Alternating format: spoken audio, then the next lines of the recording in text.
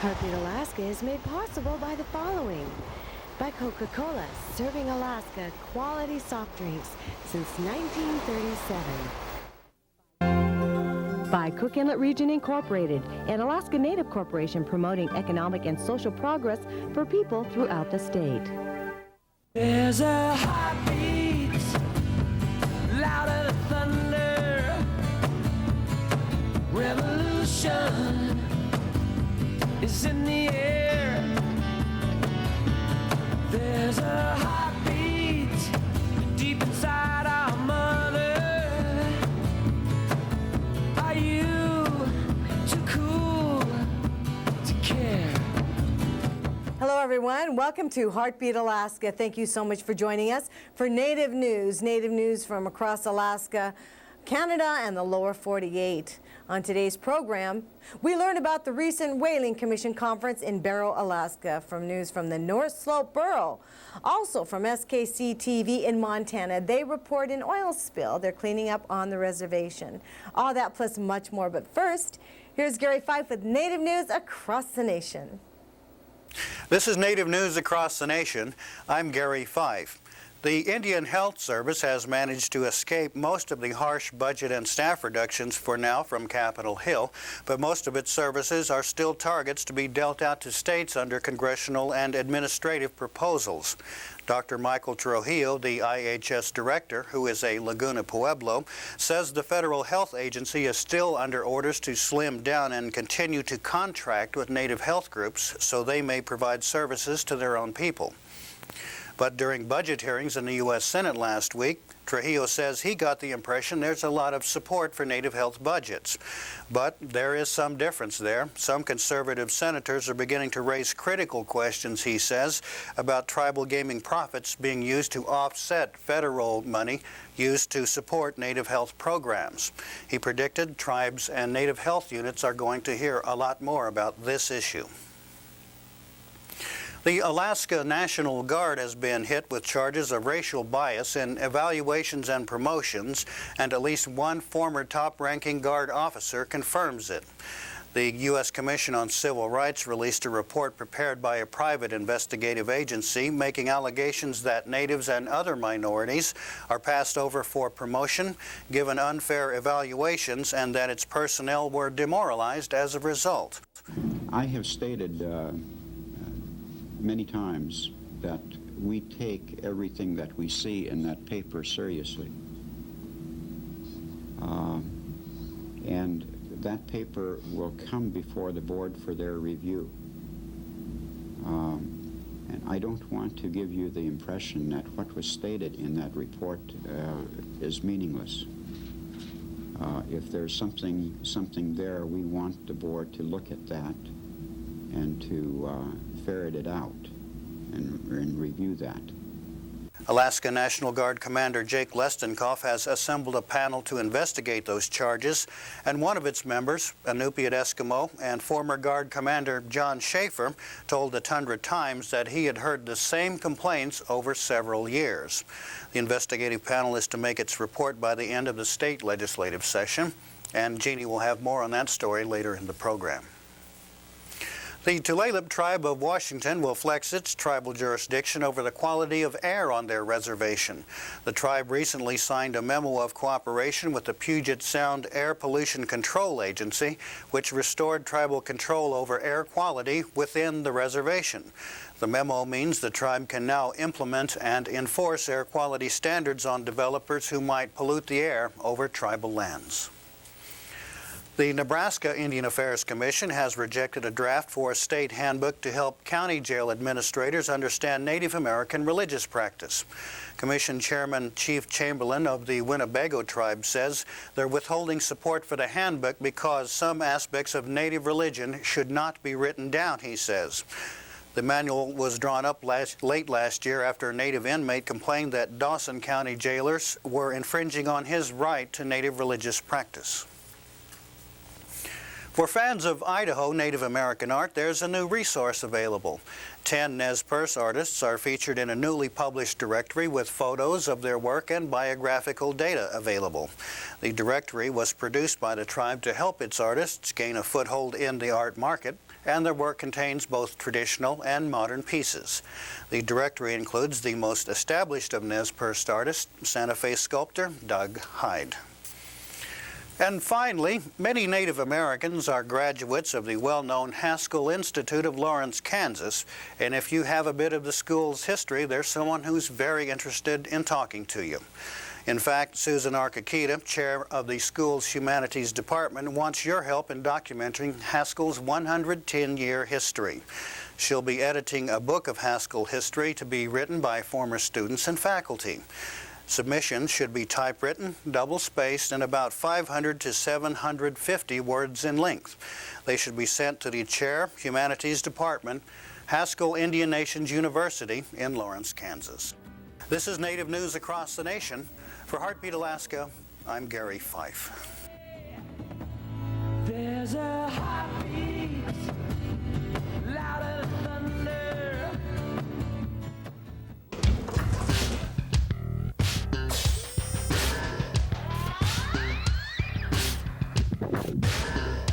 Others are always trying to copy the unique, refreshing taste of Coca-Cola Classic. But no matter how hard they try, it always comes out a little flat. Always the original. Always Coca-Cola.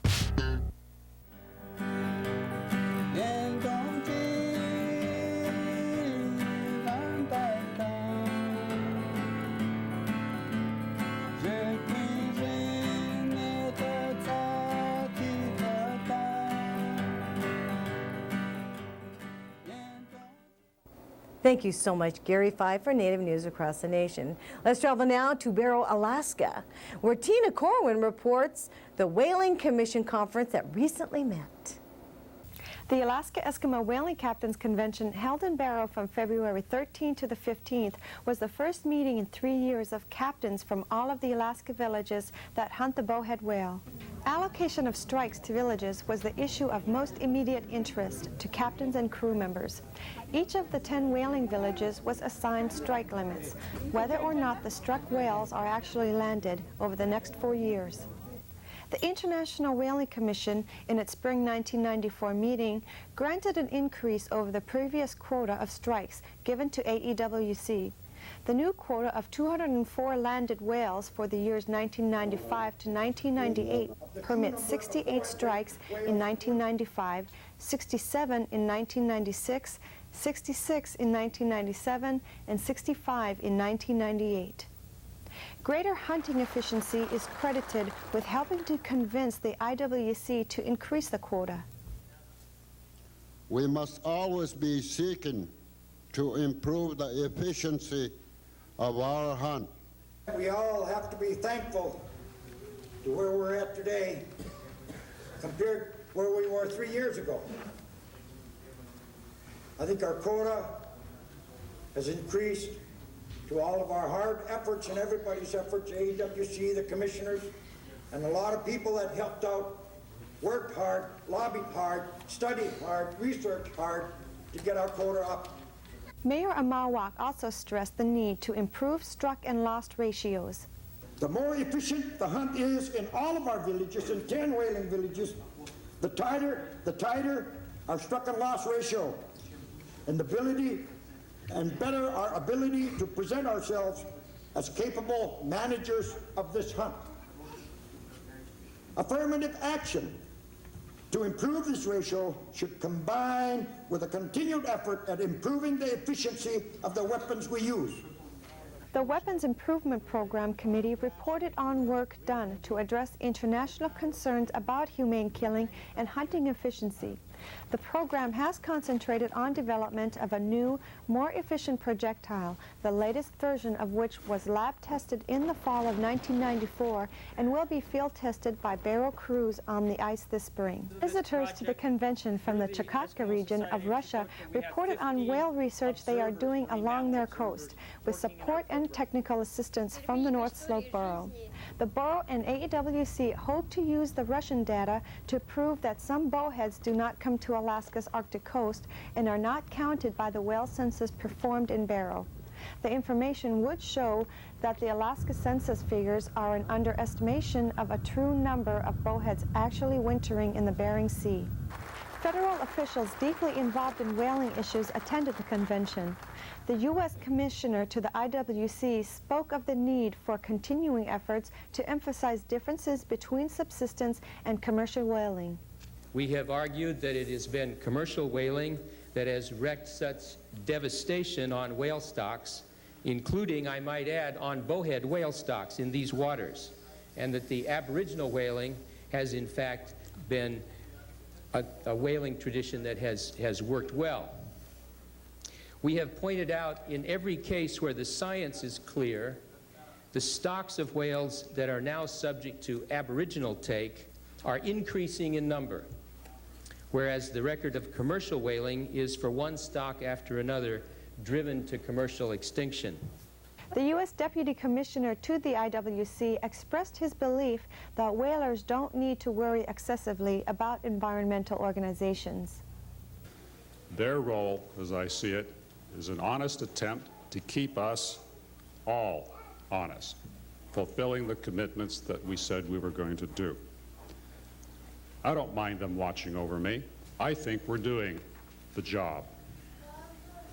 I believe that we do have here the absolute model for how co-management ought to work throughout the world.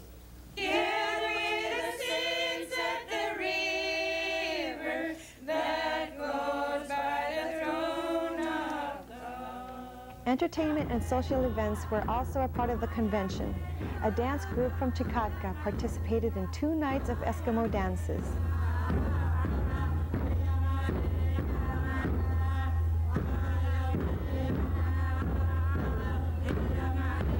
For Heartbeat Alaska and the North Slope Borough, I'm Tina Corwin. Koyanakbak. Thank you, Tina. Up next, another female Native reporter. Annette Brown from SKC TV in Pablo, Montana, home of the Salish Kootenai tribe.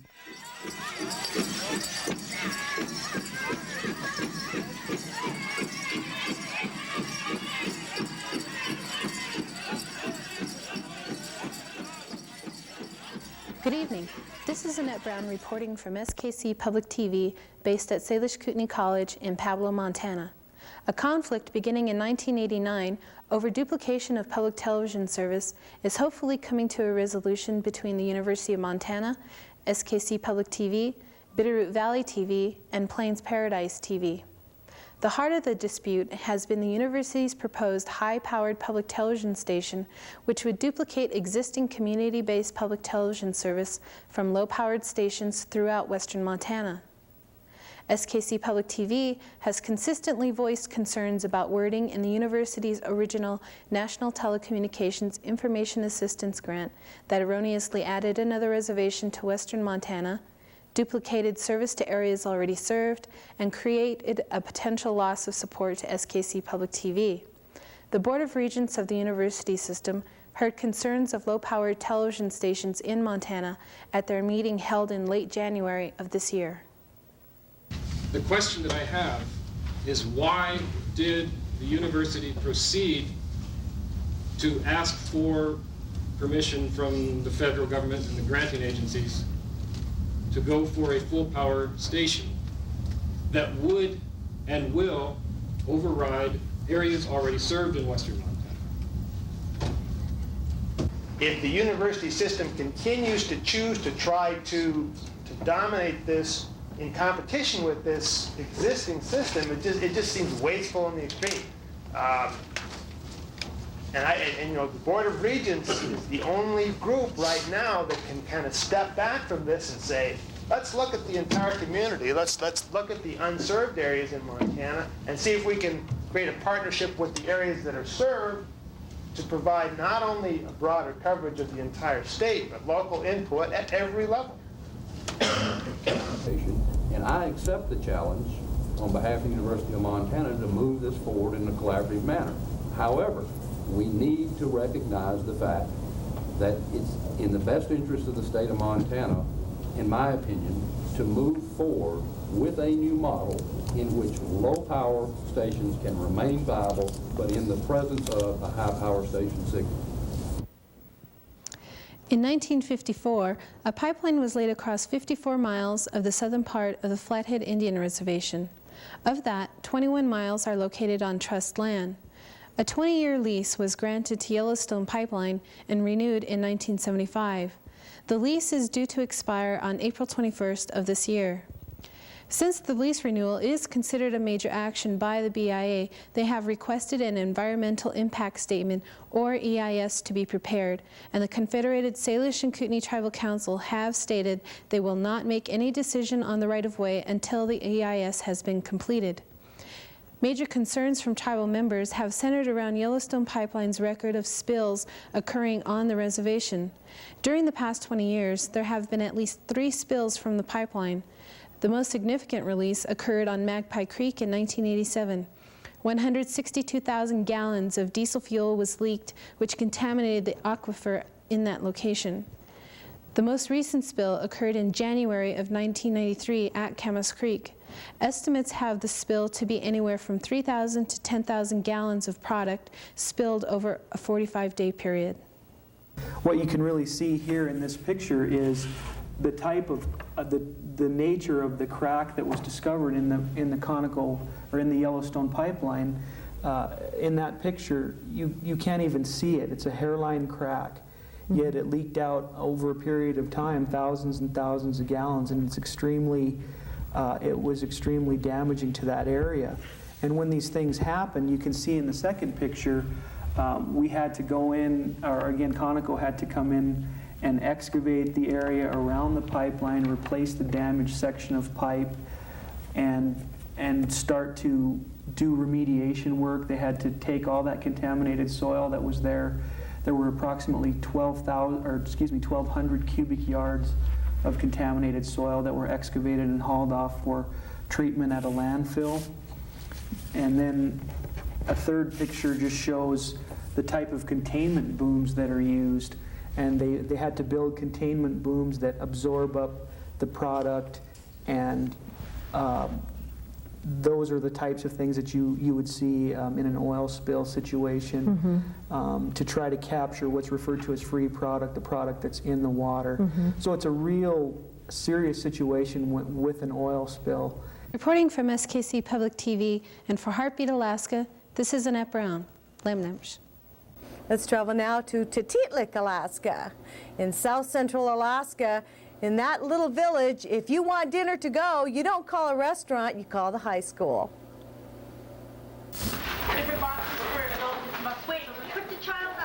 Once a month, the high school students of Tatitlek, Alaska serve local residents dinner in style. They're raising money to go to Europe. The entire high school is going to Europe, all 8 students. The dinner project has had lots of community support, and why not? Tonight's dinner is halibut with lemon and garlic, salad, roll, and chips. Last month's were salmon patties with coleslaw and rolls. The students have been working very hard to make their dream trip come true. Each of them has donated their Alaska dividend check, cooked and delivered full dinners to Tatitlek residents' doors, even opened an ice cream parlor one night each week. The payoff for all this work is not just getting to travel Europe, but also learning about responsibility, work dealing with the public, working with businesses, and handling their own checking account and paying their own bills. The trip to London will be an exciting one. much different than their own village, Tatitlek, Alaska, of 100 people. The trip will take them to London to see Les Miserables and Cats. They'll attend a medieval banquet and watch the changing of the guard at Buckingham Palace. They'll ferry across the English Channel to France to see Paris, Versailles, Euro Disney, and the Eiffel Tower. Then by rail to the French Riviera, Monaco, and on to Pisa and Florence, Italy. Then off to Switzerland and Germany by way of dinners to go in Tatitlek, Alaska. The students from Tatitlek, Alaska have raised enough money to head off to Europe, and they're leaving on March 3rd, and we're looking forward to video from that trip. And speaking of trips, two gentlemen from NEDAA, a television program produced in Canada out of Whitehorse, Northern Native Broadcasting, have visited the Heartbeat Alaska studio. So what did we decide to do?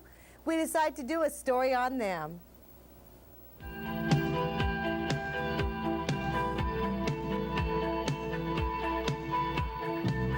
This is NEDAA, your eye on the Yukon.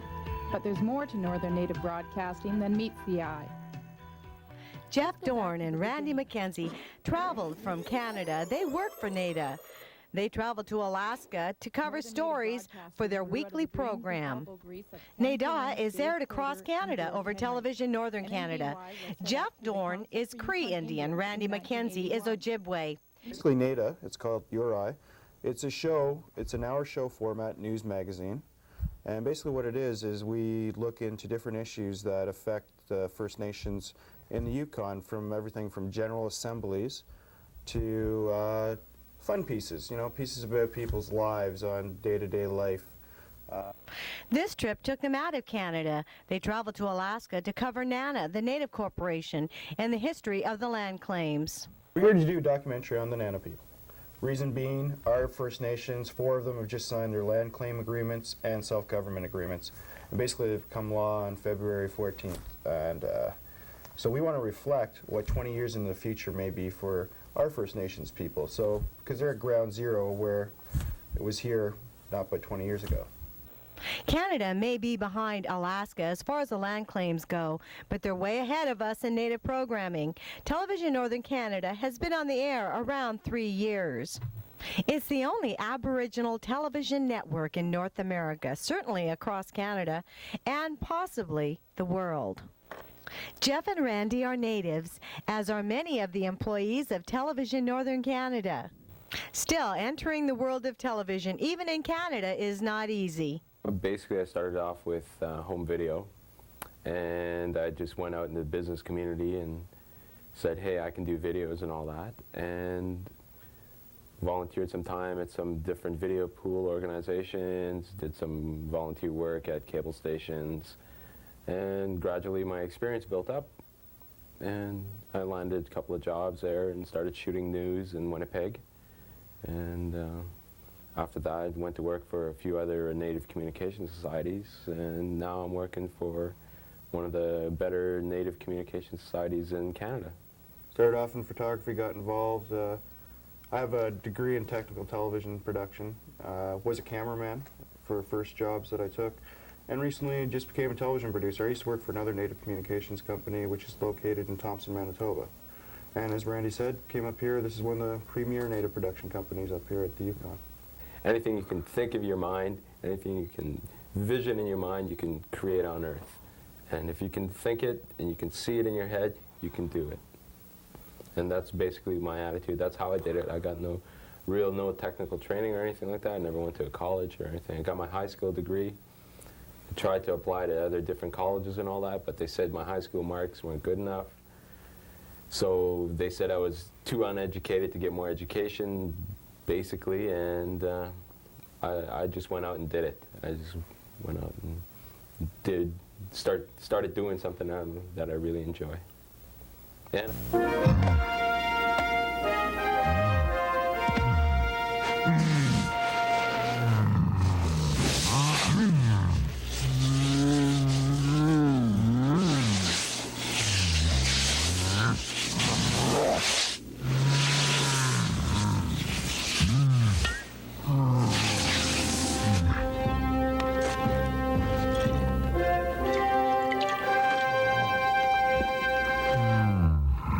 South Central Foundation has a strong history of providing health services to Alaska Natives in the Cook Inlet area. And the future is full of opportunities for even better service as the federal government gives organizations like South Central Foundation more funding and responsibility for our own health care through a process known as compacting. What compacting does is gives even more control to the tribal authority to set the agenda for how you want to prepare to go, or how you want to set the priorities for health care. In the past, the agency, the Indian Health Service Agency, has given you a contract to tell you how to go about spending that money. With compacting and the board of directors here at South Central Foundation setting those priorities, I think you'll see even a better health care delivery system that's more focused on Native people than ever before. So I think it's going to be a very big organization. I think it's going to be a very well-run organization, and I think clients are going to benefit from that. South Central Foundation is a unique healthcare organization providing quality services to Alaska Native and American Indians. As members of the Native community, we are honored to share our experience in healthcare with our neighbors and families in the Cook Inlet area. We at South Central Foundation are dedicated to keeping our people healthy, happy, and strong for today and for all the tomorrows to come. For more information about South Central Foundation, please write South Central Foundation, 670 West Fireweed Lane, Anchorage, Alaska, 99503, or call our administrative office at area code 907-265-4900. Randy and Jeff will be heading back to Canada on Tuesday, and we'll be heading out also. Thank you so much for joining us here on Heartbeat Alaska Native News. If you have video, make sure you give me a call at 907-272-8111. I'm Jeannie Green. Thank you so much for joining us on Heartbeat Alaska, and we'll see you next week.